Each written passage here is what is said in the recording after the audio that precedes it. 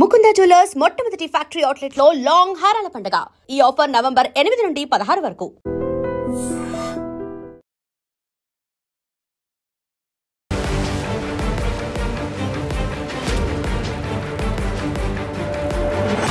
నమస్కారం, welcome to I dream. నేను మీ సంగీత.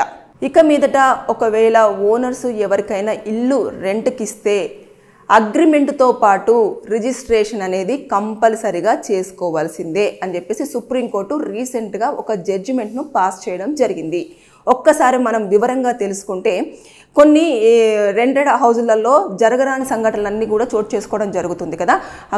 ఎవరెవరో వస్తున్నారు, తర్వాత అక్కడ దాడులు చేస్తున్నారు, తర్వాత నెక్స్ట్ చాలా వరకు ఏమేమో జరుగుతున్నాయి అన్న ఉద్దేశంతో మళ్ళీ ఎక్కడెక్కడో ప్రాంతాల నుంచి వెళ్ళి వచ్చి ఓనర్స్ను కూడా హామ్ చేయడము, తర్వాత ఇలాంటివన్నీ చేస్తున్నారు. ఫేక్ డాక్యుమెంట్స్ కూడా సబ్మిట్ చేస్తున్నారు. ఇవన్నీ కూడా మొత్తం పరిశీలించిన తర్వాత ఇప్పుడు ఎలాంటి రూల్స్ పెట్టింది అంటే, ఒకప్పుడు రెంటెడ్కి వచ్చినప్పుడు వాళ్ళు ఒక ఆధార్ కార్డు చూపిస్తే సరిపోయేది.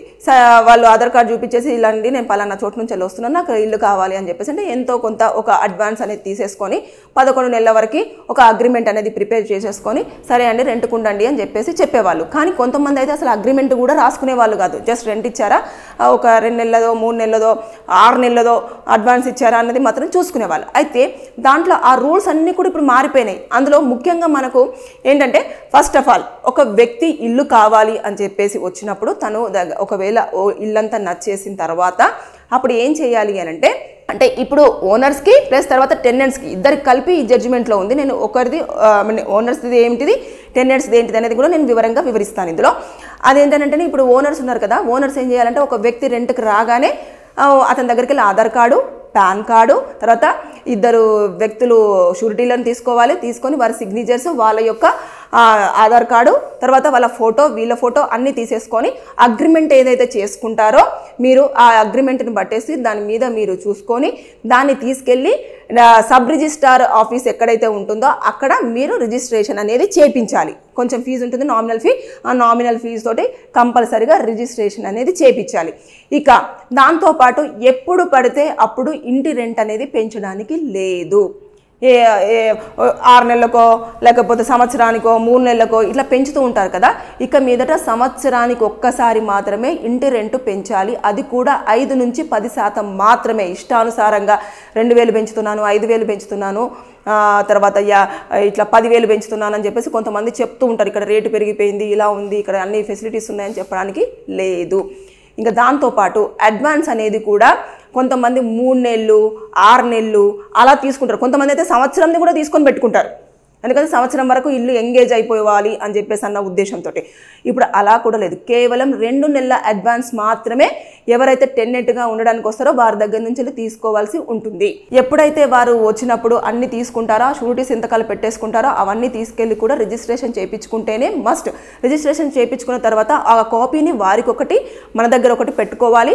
పెట్టుకున్న తర్వాత వారికి టర్మ్స్ అండ్ కండిషన్స్ చెప్పాలి. అదేవిధంగా మీరు కూడా ఎలా ఉంటుంది ఏంటిది అనేది కూడా పూర్తిగా వివరాలు అనేది తెలుసుకోవాలి. దీనివల్ల ఏమవుతుందంటే ఫేక్ డాక్యుమెంట్స్ వల్ల ఎవరైతే రెంట్ కోసం వచ్చేసి ఇక్కడ కొన్ని చేయరాని పనులు చేయడం కానివ్వండి, లేదంటే కొన్ని పనులు చేసేసి ఇక్కడ నుంచి వెళ్ళి చెప్పా పెట్టకుండా వెళ్ళిపోవడం కానివ్వండి, ఇలాంటి చేస్తున్నప్పుడు అది ఎంక్వైరీ చేస్తే దాంట్లో అన్ని ఫేక్ డాక్యుమెంట్స్ సబ్మిట్ చేశారు అనే విషయం తెలుస్తూ వస్తుంది అన్నట్టు. ఇంకా వారిని పట్టుకోవడం కానివ్వండి, లేదంటే వీరు ఎవరు అని కనుక్కోవడానికే చాలా వరకు టైం పట్టిపోతుంది. అందుకోసం అని చెప్పేసి ఎప్పుడైతే రిజిస్ట్రేషన్ దగ్గరికి వెళ్ళేసి మనము వీళ్ళు మా ఇంట్లో ఇన్ని రోజుల వరకు రెంట్ ఉండాలనుకుంటున్నారు కాబట్టి దీనికి అగ్రిమెంట్ పేపర్ ఇచ్చేస్తున్నాము. అగ్రిమెంట్ పేపర్తో పాటు వారి యొక్క అడ్రస్ ప్రూఫ్తో పాటు ఇద్దరు షూరిటీ సంతకాలు వచ్చారు కదా, వారు కూడా అక్కడికి మళ్ళీ రావాల్సి ఉంటుంది. వాళ్ళు వచ్చేసి అందరు సిగ్నేచర్ చేసేసి ఎవ్రీథింగ్ ఉంటుంది కదా, ఆ ఫార్మాలిటీస్ అన్ని పూర్తి చేసేసుకొని ఆ రిజిస్ట్రేషన్ అయిపోయినప్పుడు డాక్యుమెంట్స్ కనుక ఫేక్ పెట్టారంటే అది ఆటోమేటిక్గా అక్కడ ఐడెంటిఫై అవుతుంది. ఫేక్ డాక్యుమెంట్స్ సబ్మిట్ చేస్తున్నారు అనగానే ఇమీడియట్గా మనం పోలీసులకు ఇన్ఫార్మ్ చేయాల్సి వస్తుంది. ఎందుకంటే ఫేక్ డాక్యుమెంట్స్ పెట్టుకొని ఎందుకు వస్తున్నారు, ఎందుకు ఇక్కడ తిరుగుతున్నారు అనేది మనం కొంతమంది నేరగాళ్లను కూడా మనం పట్టుకునే ఛాన్స్ ఉంటుంది అన్న ఉద్దేశంతో కూడా సుప్రీంకోర్టు బాగా ఆలోచించి ఇలాంటి తీర్పును వెలువరచడం అనేది జరిగింది. ఇక మీదట టెనెంట్స్కి అదేవిధంగా ఓనర్స్కి కూడా ఎలాంటి ఇబ్బందులు లేకుండా, అంటే కొన్నిసార్లు రెంటెడ్కుంటే ఓనర్స్కి ప్లస్ తర్వాత టెనెంట్స్కి పెద్ద గొడవలు అవుతాయి. గొడవలు అయిపోయిన తర్వాత వారు ఇల్లు ఖాళీ చేయరు, దాంతోపాటు పోలీస్ స్టేషన్ లక్షల కంప్లైంట్ ఇస్తారు, ఇకపోతే కోర్టుల చుట్టూ కూడా తిరుగుతూ వస్తూ ఉంటారు అన్నట్టు.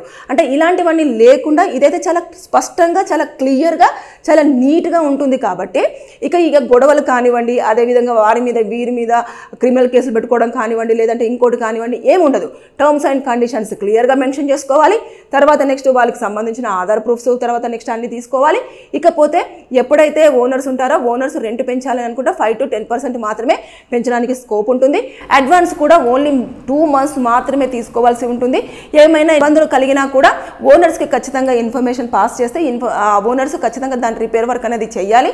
అది రెంట్లో కట్ చేసుకుంటారా లేదని అది మీ అగ్రిమెంట్ మీద డిపెండ్ అయి ఉంటుంది తప్పించి దీంట్లో మాత్రం కోర్టు ఇన్వాల్వ్ అవ్వదని చెప్పి చాలా స్పష్టంగా, చాలా క్లియర్గా చెప్పడం జరిగింది. కానీ ఇక మీదట ఎవరైనా సరే టెన్నెట్గా ఏదైనా ఇంట్లో ఉండాలి అనుకుంటున్నప్పుడు మీరు రిజిస్ట్రేషన్ అనేది కంపల్సరీగా చేయించుకోండి.